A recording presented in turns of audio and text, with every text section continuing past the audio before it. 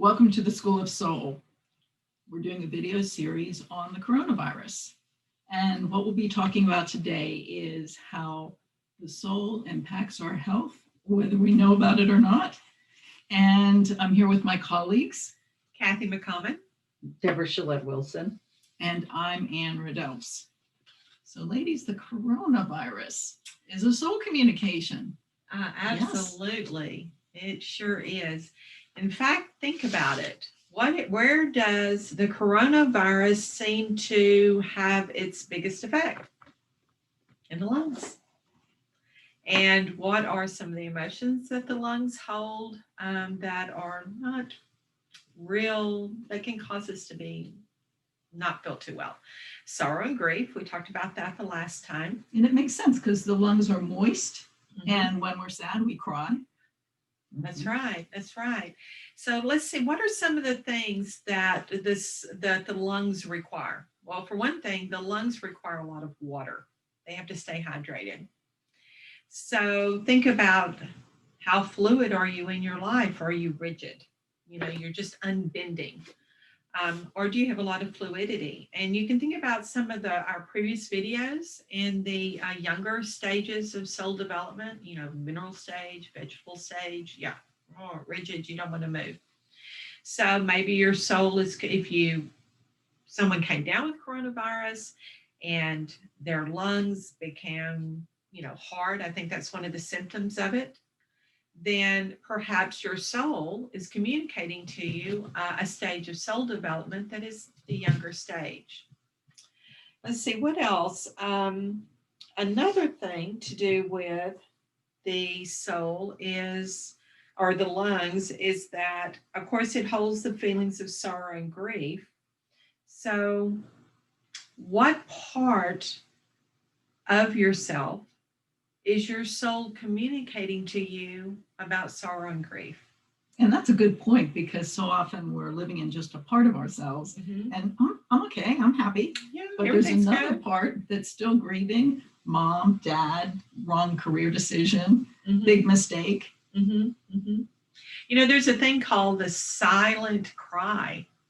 And that's when the emotions are so buried, yet they're so wanting to come forth that someone may just have tears just running down their face. It might be just totally strong, just subtle, but the tears are running down the sides of your face, and that's what's called a silent cry. So, what's your lungs crying for you to recognize in your own soul development? And the lungs also bring in air. Mm-hmm. And release carbon dioxide. We need to look at what we're bringing in. Uh-huh. Is it healthy for us?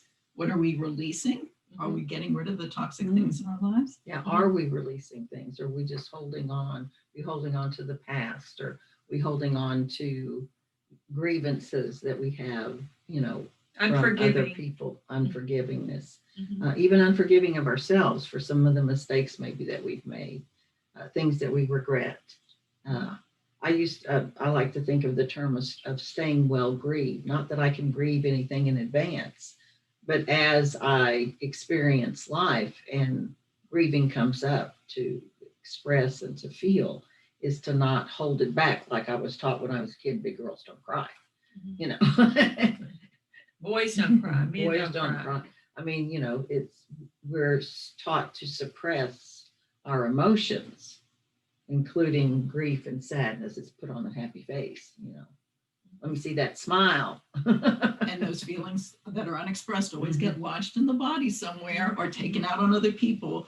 Mm-hmm. And so it's so important to do that daily. Yeah. Well, I know that through my own trauma in my childhood, of course, unrecognized trauma, unacknowledged trauma, one of the results of that was an inability to cry. And I didn't even realize, I was in my late 40s after I'd already been diagnosed with cancer. Cancer can be a blessing. It can, be another soul communication. But I remember I took a course, and in this course, it was to release these emotions. And I cried and I cried and I cried. And up until that point, I didn't even realize that I had not cried in years. It wasn't even in my awareness. I thought that I was being a strong little soldier. And I didn't, crying just wasn't necessary. But I realized that in that moment, crying the tears that had been pent up for all those many years was one of my biggest soul healings. And just the vulnerability that it brought um, to me, and having being around people who could provide a space of safety for me to cry. Because when I was young, that was just not something we were allowed to do. And we were to suck it up, buttercup. The little Southern saying there. And I'm remembering too, when I first went on a health food diet, I was 23 years old. It was recommended by a naturopathic doctor. I cried for 3 days. And that again shows the interconnection of supporting the physical body with a good diet, then supported the emotional body, which allowed the tears to come. Well, now that's interesting. You're talking about diet. If you'll notice that a lot of the people that are more susceptible to the virus, there are different people, different levels that are susceptible, but one of them are people who have not paid attention to their diets. And so all of a sudden they're finding that diet does mean something, and that diet is important, and lifestyle choices are important.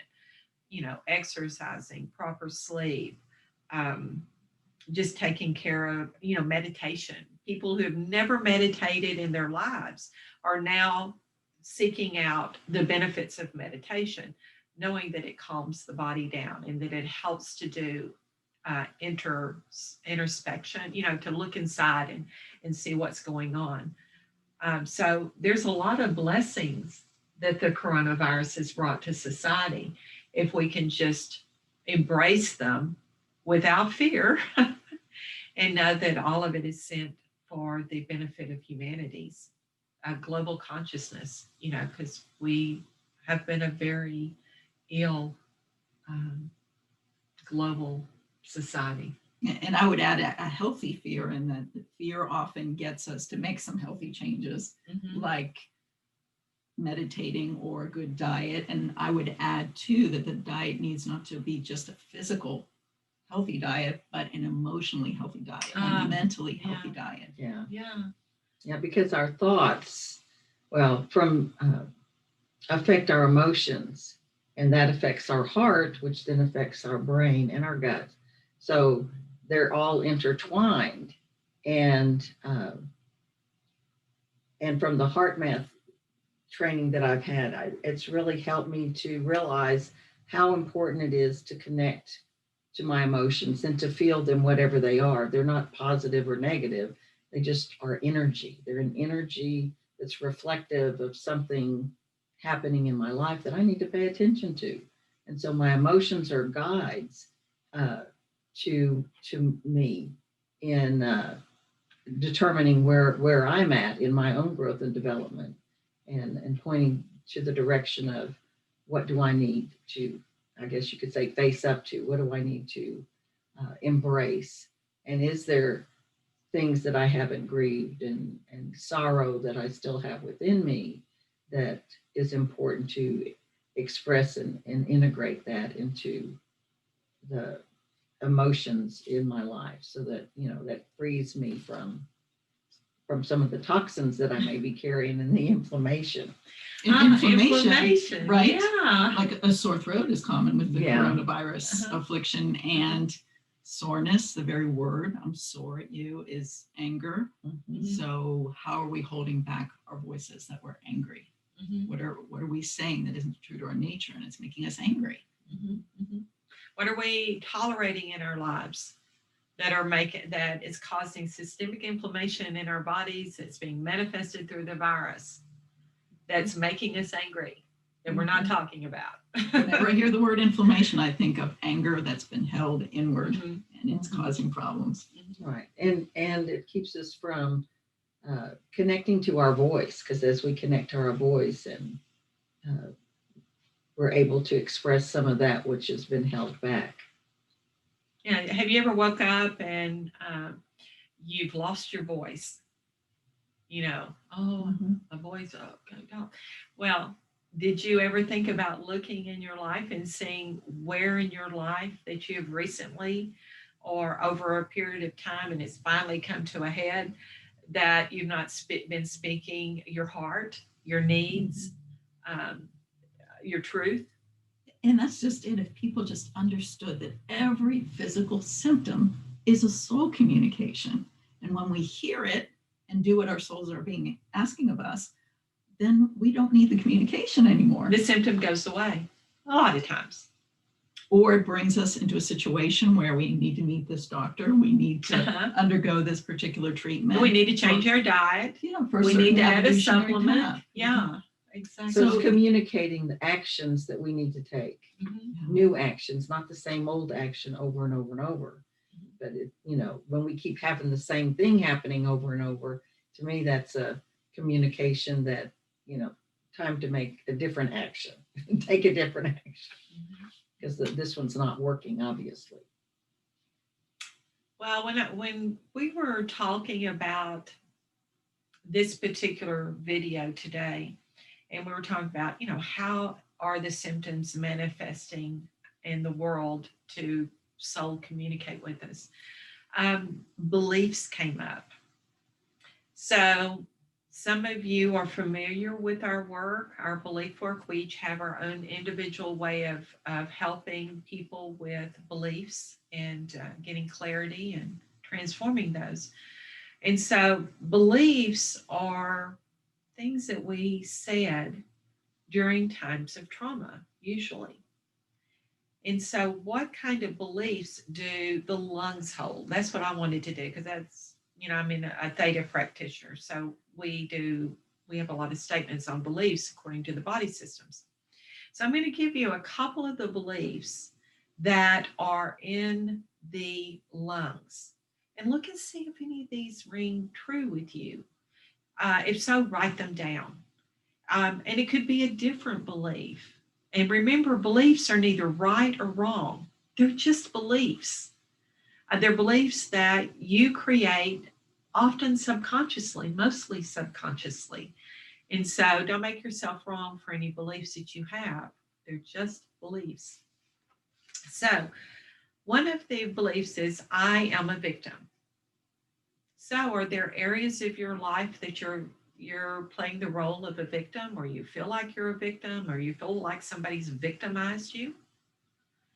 We've all been victimized, by the way, so it's a common thing to get lodged in there. Yeah. It's called victim consciousness. I can't cry because I will be weak. And we talked about that. Little girls don't cry, men don't cry. I live in regret. So are there areas of your life that you have regret? I don't know that you can be a human being without having areas of regret. But the thing is, have you made yourself wrong for having the feelings of regret? For example, one of the things we commonly regret is believing that big girls don't cry. Or being a man is not expressing feelings, when being a man is being all that you are and being okay with every aspect of you, the sad part, the vulnerable parts. Mm-hmm. That's manhood. Yeah, true manhood. Another one was, I cannot forgive.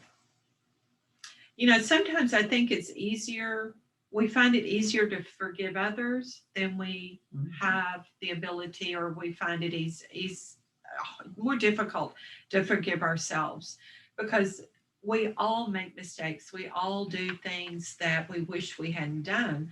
But have you had that soul communication where you have gone in and forgiven yourself and said, I'm human. I made a mistake. I have no joy. So lungs carry joy. That is the main beneficial emotion that lungs carry. So if your lungs are infected or you're having trouble breathing, what's your level of joy in your life? Where is your joy? What's stealing your joy? Another one is, I must grieve all the time. Now, I think this comes up when you have maybe a loved one that's suffering with maybe an illness, and perhaps you're the caregiver and you're grieving for them. Sometimes we get where we just think we have an obligation to grieve. So is there areas of your life that you feel like you just are obligated to grieve Or all the time? self-punishment too can be a Mm. part of illness, Mhm. in that I find like people with coronavirus often have muscular aches, and pain anywhere in the physical body can be a manifestation of pain in the psychological body. Mm. And we often want to keep ourselves in pain, unconsciously, of course, when we're in pain and we feel guilty, we have regrets. Why did I do that? And we unconsciously punish ourselves, sometimes for years. Mhm. Yes, I'm sure all of you have either it's happened in your own life, or you've had a friend or a family member, their lives, when they get to going good, then all of a sudden they do something that sabotages their life. And that's a form of self-punishment. Very true. I have to live in sorrow. And this is a big one. I have to carry the weight of the world. Mhm. And now Am's talking about pain in the body. So you could have lung problems, and then you can have shoulder problems, upper back problems. And that, where are you trying to carry the whole weight of the world in your life? What are you shouldering when you have What are you shoulder shouldering? problems? Yeah. So write down some of these beliefs that are showing up in your life. They can be some that we've listed here, or some new ones. You can always reach out to us if you think, well, I think I'd like to experience what it's like to transform these beliefs into more powerful, empowering beliefs. And I think I'd like to have a soul communication. We're your girls. Mhm. So we'd love for you to reach out to us. Yeah, because beliefs don't have to be a life sentence. Yeah. You can transform them into more empowering beliefs and change the course of your life. That's a fun thing to do. Absolutely. So there's no reason to be afraid of symptoms, getting a coronavirus infection or anything else, because it's a soul communication. And you can always listen to it and do what your soul is asking you to do. Embrace the communication. So thanks for joining us today, and we'll see you on the next video, hopefully, where we'll be talking about how to feed that soul. What is it asking for? Yeah. Let's see.